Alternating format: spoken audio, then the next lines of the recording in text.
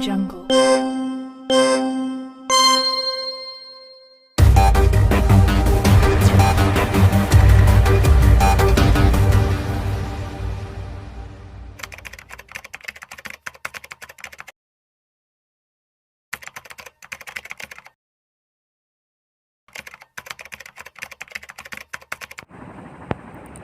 Hakam juga dikenali sebagai arbitrasi atau timbang tara dan boleh diertikan sebagai memberi kuasa menjatuhkan sesuatu hukuman kepada seseorang.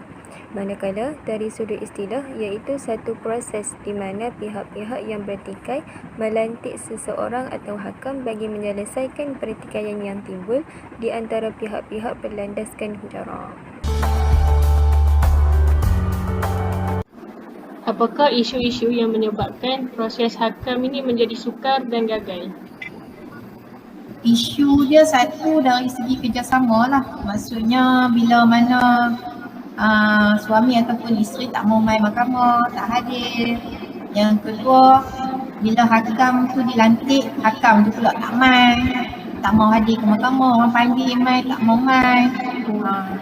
Isu dia melibatkan benda-benda tu lah yang akan menyebabkan proses hakam ataupun timbang tara tu jadi terberhenti ataupun tak dapat nak diteruskan. Bagaimana jika suami ataupun isteri gagal hadir dalam majlis tahkim? Memanglah kalau ikutkan dalam semasa proses tahkim ni, suami ataupun isteri tu tak perlu hadir pun tak apa. Sebab hakam tu yang akan bincang bagi pihak dia.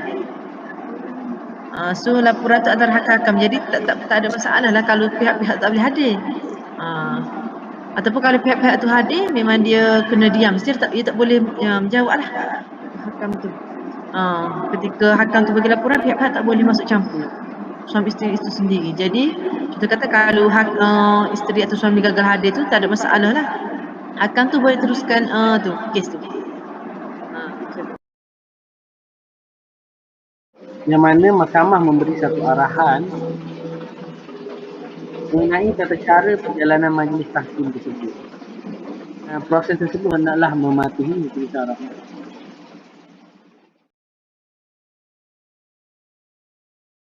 Tahkim juga ada beberapa peringkat, iaitu ada 2 peringkat, yang mana peringkat pertama pelantikan di kalangan ahli atau kaum kerabat.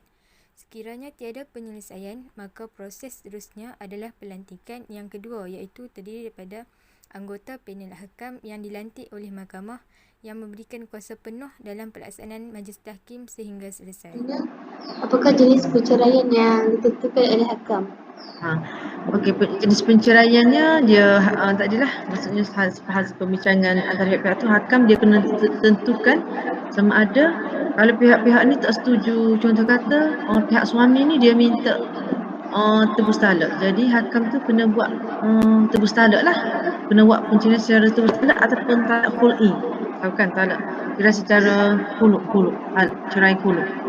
Cerai khulu' ni cerai secara tebus talak. Contoh kata suami minta separuh daripada mas kahwin, maka isteri tu kena bagilah.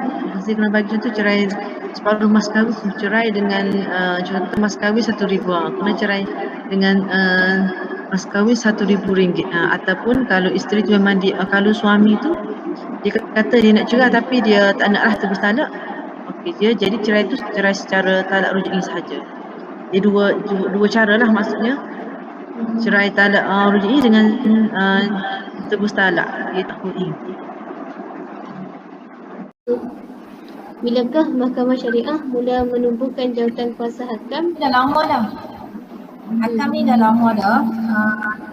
Ada dalam ni. Ni. Nampak tak?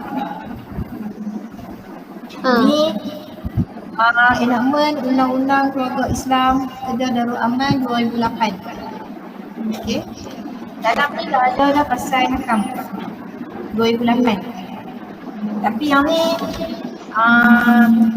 undang-undang ni, enakmen ni dah ada sejak tahun 1979. 2008 ni dia pindah. Jadi dah ada pasal hakam tu masa 2008. Okey. Dia setiap negeri berbeza. Maksudnya setiap negeri dia punya enakmen ni berbeza. Kalau di Kedah, kita mula start buat hakam hanya pada tahun 2000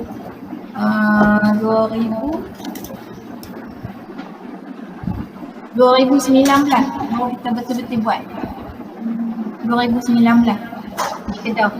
Tapi kalau di Selangor, di wilayah Persekutuan, di KL, semua dia dah buat lama dah sebelum. Hakim dilantik oleh pemerintah yakni Sultan, manakala hakam dilantik oleh pihak-pihak yang bertikai atau hakim. Bidang kuasa hakim adalah luas dan meliputi wilayah ammah, manakala hakam mempunyai kuasa yang khas mengikut jenis perceraian yang ditentukan sahaja. Hakim mempunyai kedudukan yang lebih tinggi daripada hakam dan boleh mendengar semua perkara yang dibenarkan kepada hakam, sedangkan hakam tidak sedemikian. Bahkan, hakim mempunyai kuasa memecat hakam yang telah dilantik. Hakim tidak memerlukan persetujuan pihak-pihak yang bertikai untuk dilantik menyelesaikan kes mereka, manakala hakam perlu kepada persetujuan pihak-pihak untuk dilantik sebelum melaksanakan majlis tahkim. Tajuk kami ni, perceraian secara hakam ni dia berlaku apabila salah seorang pasangan suami isteri tidak bersetuju dengan perceraian, sama ada pihak suami ataupun pihak isteri. Tetapi perceraian secara hakam ni lebih banyak digunakan oleh pihak isteri.